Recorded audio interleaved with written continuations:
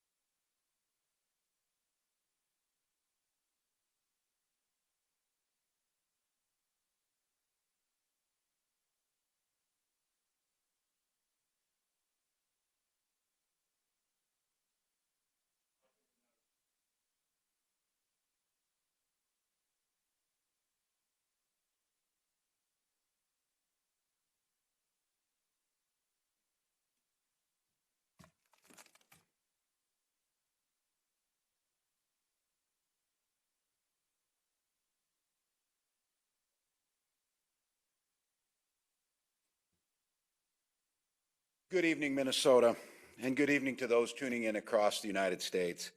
I'm Tim Walz. I have the privilege of being the governor of the state of Minnesota. I'll be joined at the podium tonight by the mayor of St. Paul, Minnesota, Melvin Carter, and joined for any questions at the end of the statements by John Harrington, who is our commissioner of the Department of Public Safety. Last May 25th, the world watched in horror as George Floyd's life and humanity were taken from him with a knee in the neck. The pain and the grief and the anguish of the Floyd's family was bared to the world, and as was Minnesota's pain and anguish and obvious failures, especially when it came to race and policing. A short time ago, that police officer, Derek Chauvin, was found guilty of murder of George Floyd and was taken away, and sentencing will soon follow. It's an important step towards justice for Minnesota. Trial's over, but here in Minnesota, I want to be very clear. We know our work just begins. This is the floor, not the ceiling of where we need to get to.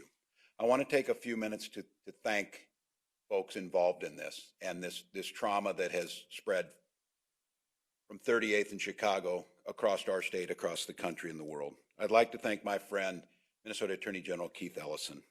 The remarkable work that he and his team did made us proud, and it made us believe for today, and we need to hold that thought, that justice is possible.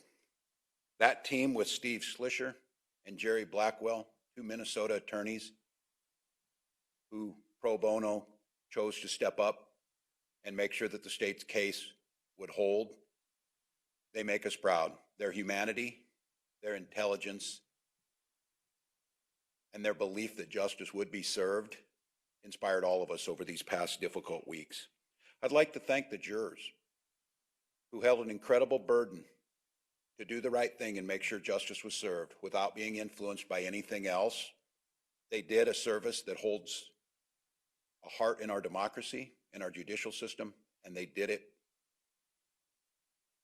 They did it, I think, for all of us in a way that had us all holding our breath, but with a belief that it could work. And I'd like to thank those who testified in this trial. I'd like to thank those police officers who showed what integrity looks like.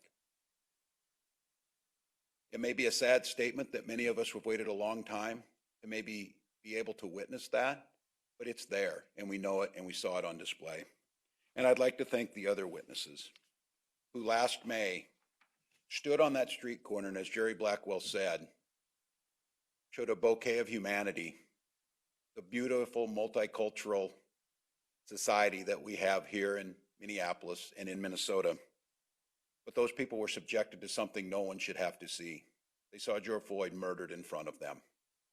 But they had the courage to stay, to record what they saw, and then bring forward that pain again and again to them to make sure that George Floyd received justice. Thousands of Minnesotans marched in the streets in the wake of his death. They inspired a movement, not just here, but across our nation and the world. Many of these people did not know George Floyd, and many of them had maybe never been down on 38th in Chicago, but they went day after day, and they kept that place sacred, all with the intent to make sure that justice for George Floyd would be served. They called for change, and they demanded it. A year later, Derek Chauvin is behind bars and faces years in prison. But we know that accountability in the courtroom is only the very first step. To the Floyd family, we grieve for you. Today is a small measure, but George is not coming back. Child lost father, brother, an uncle, a friend. We mourn with you, and we promise the pursuit will continue for justice. As Attorney General Ellison said, this isn't justice, it's just one step towards it.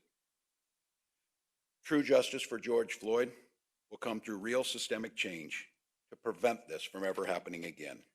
When every member of our community, no matter their race, their religion, their background, is safe, valued, and protected. The tragic death last week of Daunte Wright showed the world once again how much work we have to do. That small step forward, though, inspires us to do the work. And for those of you listening who aren't from Minnesota, Minnesota is an exceptional place with exceptional people. We're many times lifted up as a model of well-being, but we have to ensure that's true of everyone. Measures of wellness, happiness, economic security, even during COVID, we were recognized as being the best state in the nation for the care of children and the best state in the nation for women. But if you do a little digging and you disaggregate and break that data apart, a chilling truth becomes very apparent. Those statistics are true on well-being if you're white. They're not only not true if you're black, it's exactly the opposite. The death of George Floyd was maybe an awakening for some Minnesotans to this hard truth, a truth that our communities of color have known their entire life. That inequity will not stand. That inequity will eventually bring the heartache and what you saw on 38th in Chicago, what you saw in Brooklyn Center, what I've said from this podium many times. It's not good enough to rank first in educational attainment for white children if we rank last for black children. It's not good enough that we have some of the best health outcomes in the country if that's only true if you're white. Not only is that not sustainable for communities of color, it is unsustainable for any society to have those types of inequities. We can't undo centuries of racism and bias in one night, but we can come together and ensure that Minnesota is the best place in the country for every child to succeed. We must make meaningful change at the state and federal level, and Minnesotans, we're going to need your help. You saw what happens when your voices are lifted up. You have the pledge of our administration to do everything we possibly can to put the priorities of lifting up equity in all aspects of life in Minnesota, starting with real reforms around policing and criminal justice, and to extend to educational opportunities, healthcare outcomes, home ownership, all of the things that make this state the best place to live. We need to take away that qualifier. It's not just the best place to live if you're white, it needs to be the best place ever. And George Floyd's death and our justice system's conviction of that murder gives us that small place to believe we can make the difference. Communities of color will not go on like this. Police officers will not go on like this. White communities in our state cannot go on like this. The only way forward is through systemic change. And I'm not naive, I've done this long enough. We'll be told there's not enough time, there's other priorities, it's difficult. For those listening across America, the unique part of our legislative body here is it's the only one in the country that one house is controlled by the Democrats and the other house is controlled by the Republicans, which gives us a golden opportunity to show that equity, decency, and humanity should know no political boundary. We're going to ask folks to come together to have hard conversations in those chambers of the legislature, in our own houses, and for many of you, amongst our own families. Those of us of a certain age, if you're white, it's easy to believe. What's the problem? Things work well. There's good jobs here. You can buy a house. Why can't everybody do this? It's time to have that conversation with your relatives. It's time to have this conversation in every corner of the state that we cannot continue the way we've been going. And the good news about this is there's plenty to go around. We know what works. We need to start applying it. We need to make that commitment. So we have to rebuild, restore, and reimagine the relationship with law enforcement and the communities they serve. We must tackle racial inequities in every corner of our society, from health to home ownership to education, and we have to do it finding that common humanity. I know that the people of goodwill across this state and across this country know that what you saw today could and needs to be a pivotal moment in race and equity and decency across this country. And I said it back in May that we're not going to get another chance to do this. This is our moment. And for those of you who have seen Minnesota, and as the governor of Minnesota, it breaks my heart, but my pledge is to make it better. This is a great state with great people, And it's now our time to show that means every single person. With that, I'd like to turn it over to my friend and someone we look to lead on these issues, someone who's been there every step of the way, Mayor Melvin Carter of the great city of St. Paul. Good evening, I'm Melvin Carter. I'm the mayor of the city of St. Paul, Minnesota, Minnesota's capital city. I have read many times and heard many times over the past several days and weeks that this, Mr. Governor, has been referred to as the trial of the century.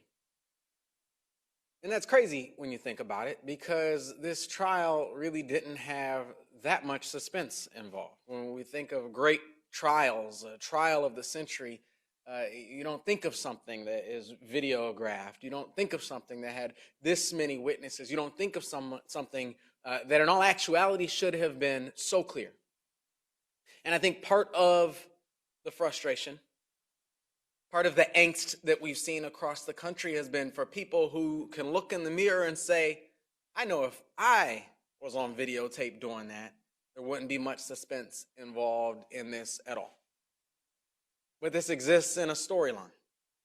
It exists in the storyline, in the same storyline as Philando Castile, who is a member of our St. Paul community, who was shot to death in front of his 4-year-old daughter. It exists in the storyline of Eric Garner, who was choked to death, face down, and said, I can't breathe 11 times before he died. And no one was held accountable for their deaths. It's the storyline of those of us in the African American community and other communities who, for years, have had to ask this rhetorical question: how bad does it have to be? How brazen does it have to be? How obvious does it have to be? How well documented does it have to be for someone to be held accountable for wrongfully taking a Black life? And over again, we have been disappointed.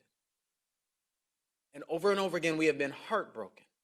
I spent this afternoon standing outside of the Hennepin County Courthouse, and surrounded by people of all races, of all ages, people from Minnesota and people from other places. And we stood there, and people chanted, and people sang, and people were engaging and huddling together to try to stay warm. And somebody said, the jury is coming back. And somebody shouted, guilty. And everything changed. It didn't change because we didn't know yesterday if Derek Chauvin had killed George Floyd. We saw it. We saw the video. The jury saw the video. The prosecution told us over and over again, you can believe your eyes. It changed because we finally get to say, we have a legal system, we have a justice system in our country that has the capacity of holding someone accountable for this. That's a baseline. It's not justice. One of the speakers today said justice is living in a world where George Floyd was never killed in the first place. Justice is living in a world where Daunte Wright was never killed in the first place. But it's a baseline. And it gives us the opportunity to build. Thank you, Governor.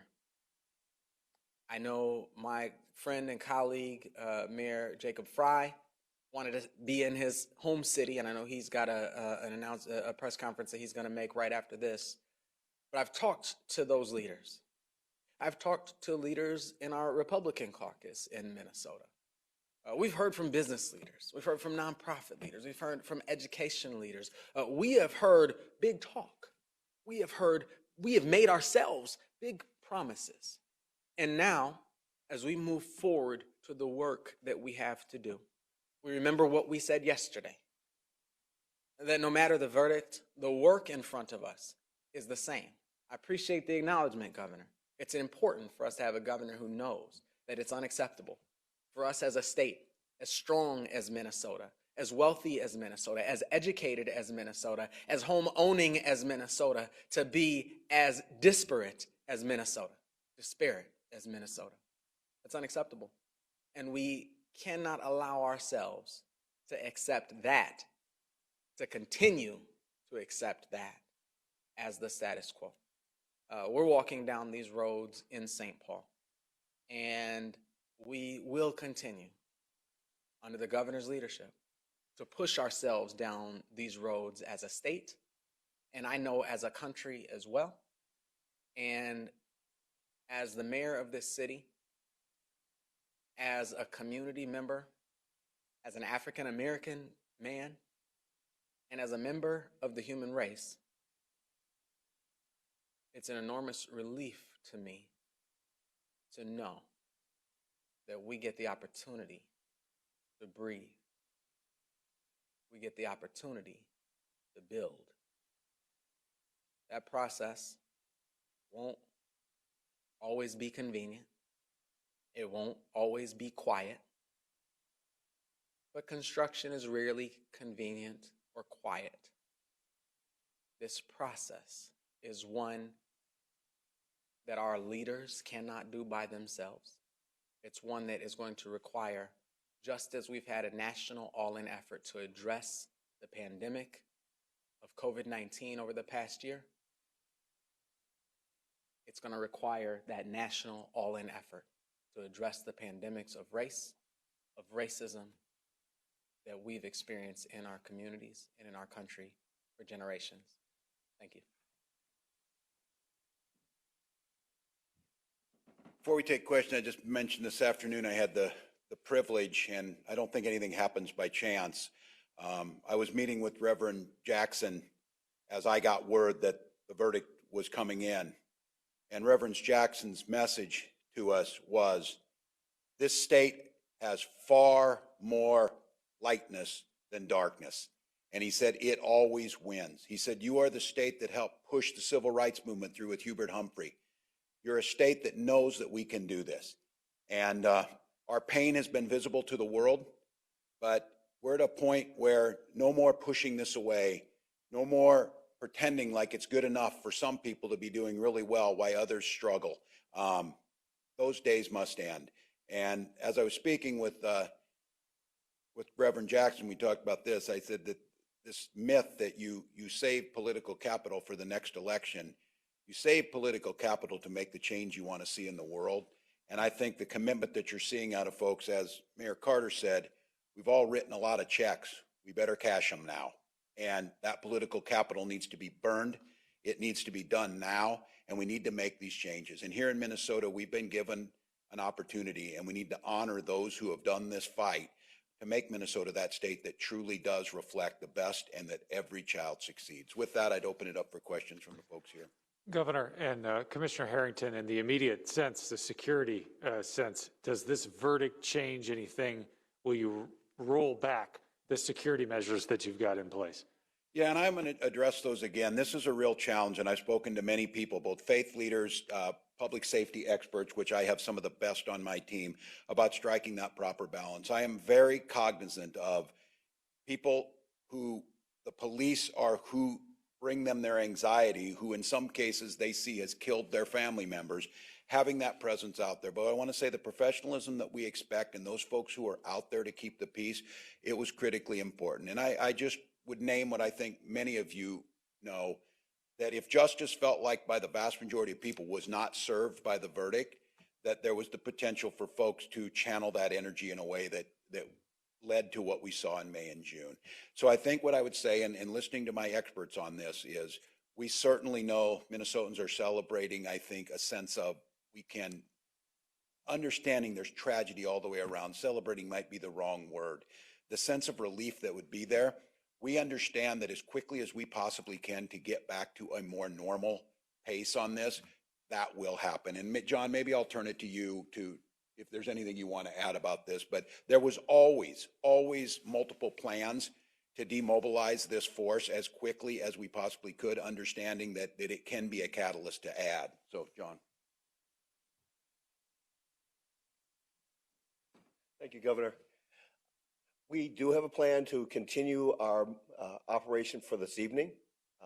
However, we have emphasized in our briefings to all of the officers from all of the different departments that are part of Operation Safety Net that this is a night for patience, and this is a night for restraint, and this is a night where we are going to make sure that people's First Amendment rights, first and foremost, can be expressed safely. And only in those situations where it's the most dangerous would we be expecting to take any kind of police action. There is no statewide curfew. There is, in the two major cities, no curfew.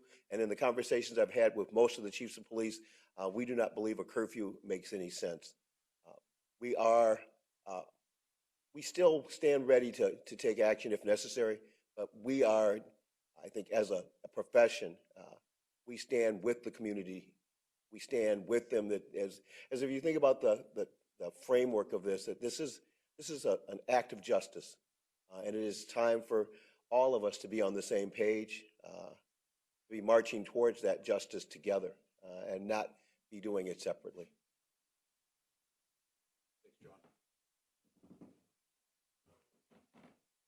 Governor, I have one. Yeah, Governor, I'm wondering if going forward, you're thinking about having the AG's office handle police-involved shootings, police-involved death, and make charging decisions, but also prosecute those cases. Yeah, no, thank you for the question. And I want to be clear on this, that we have an incredible Attorney General in Keith Ellison. I trust him implicitly. He is by nature my attorney, if you will, for the state of Minnesota.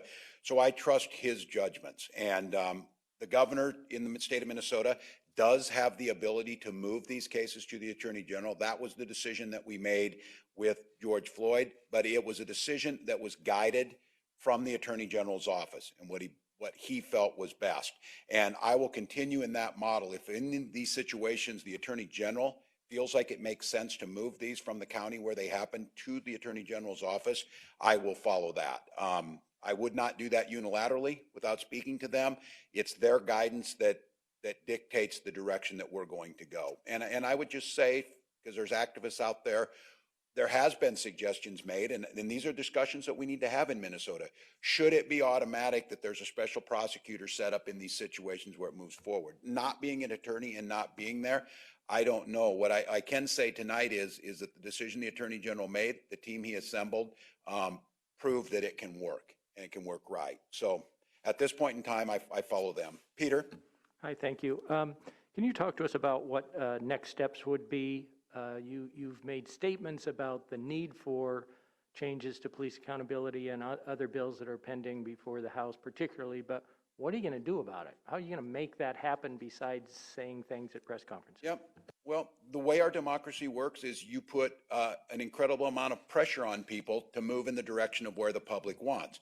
As I've said, I think it's self-evident to everyone, we can't continue to live like this. This will not work, and it will eventually touch every single community and every single person. With that being said, I think what we do is we take those things where we agree on this. I find this hard to believe, that you could find anyone, both in the legislature or out, who thinks that you should be killed for minor traffic violations. It takes a ton of time. It puts officers in tough situations. Let's find a better way. I know that if you go on the turnpike in Chicago and don't pay your bill, they find a way to find you wherever you're at and send you that bill for not doing that. Many of these things, like expired tabs and things like that, let's figure out a better way to work that. Let's figure out a better way to make sure we're de-escalating. And I think work through that list. That list is pretty extensive. I want to be clear, though. We need to do the immediate things to remove the harm where we see whether it's from George Floyd or Dante Wright. But I have been asking for months to move the money that the state of Minnesota has, as the mayor said, we're blessed to have this, to give it to the schools and the superintendents and the social workers and the mental health care professionals who have been begging us to give them certainty. What are we going to do with our children post-COVID to get them back? Move these things simultaneously. Move them together.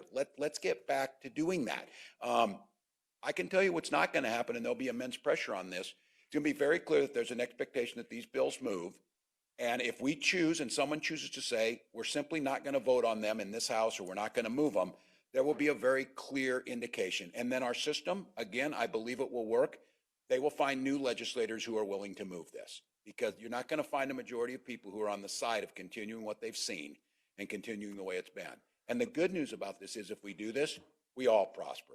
Can I follow up real quickly? I mean, governors do have the ability to convene Meaning generally, if you call people to your office, they show up, you've all been vaccinated. Are you going to actually do some hands-on work with legislative leadership, particularly Republicans, to start to try to put something together? Yeah, and I try the best I can. I stay engaged with them. I mean, I understand, and I just, to be candid with everyone, COVID has put a strain on these things. COVID has put a strain on the relationship.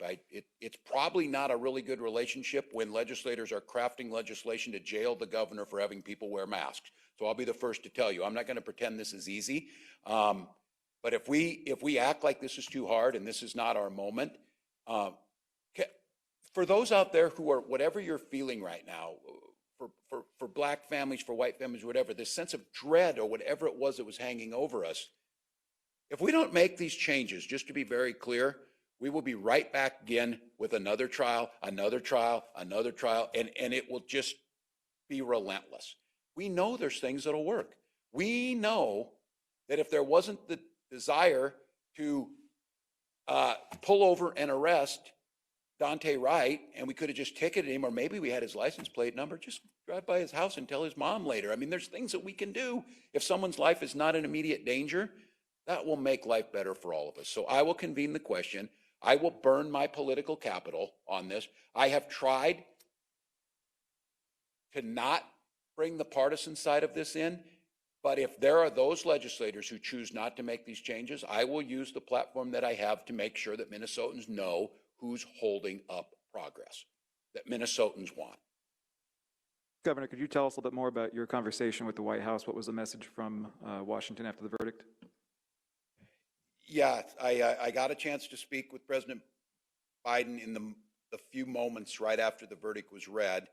I think from both of us, there was clearly a sense of relief, a sense of what is possible now. And the White House gave us their assurance, anything we need to do on making these changes. And I just want to be clear, when I say we have changes too. I've instructed my office that there will be a full accounting and a full plan and execution to change how we deal with the media, for example, or peaceful protesters, on how those things happen.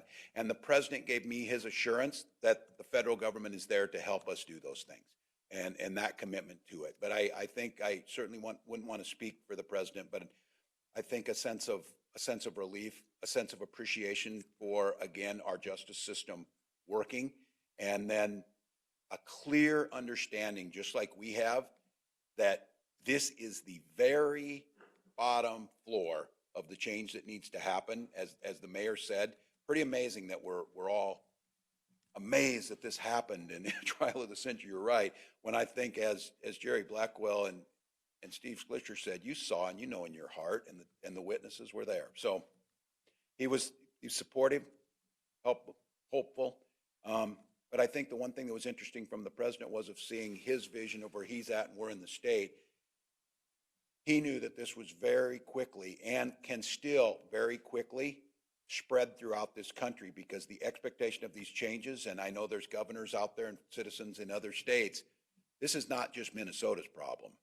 We need to own our problem and we need to fix it, but it's America's problem. And I think the president knows that. One more?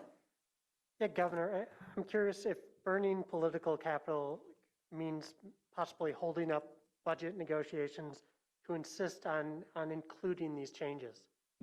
Yeah, I won't go into the hypotheticals of where it's at. What I am going to say is, I guess in a wait and see, because I want to give people the benefit of the doubt on this. It's not going to be easy to avoid this question this time. It's not going to be easy to walk away without doing some changes. And we need to make sure that what we do doesn't punish Minnesotans, doesn't make it worse for Minnesotans, but that if that change that Minnesotans are demanding is being held up by a few individuals, we'll figure out how to make it so that those folks can help own that and bring the fix. But I'm in a place right now, I think like many, that things can work, that humanity does matter, that people do care about their neighbor, and the vast majority of people really aren't interested in getting into political fights about something that is so self-evident and needs to get done. So I won't say anything particular around the strategy of doing it, other than I'm going to approach it with the sense of goodwill and the belief that we're all going to get there, because I don't know how you could be sitting anywhere in Minnesota today and not see that something has to change, and that kind of the precipice, if you will, of where we found ourselves. It's not as if that went away. I would argue we maybe took one step back from the ledge today, but we'll be right back on it again if we don't do this. So I want to thank you all, and again, extend my deepest sympathies to the Floyd family and to those who this grief has come very close to home to them. So thank you all. Mayor, thank you.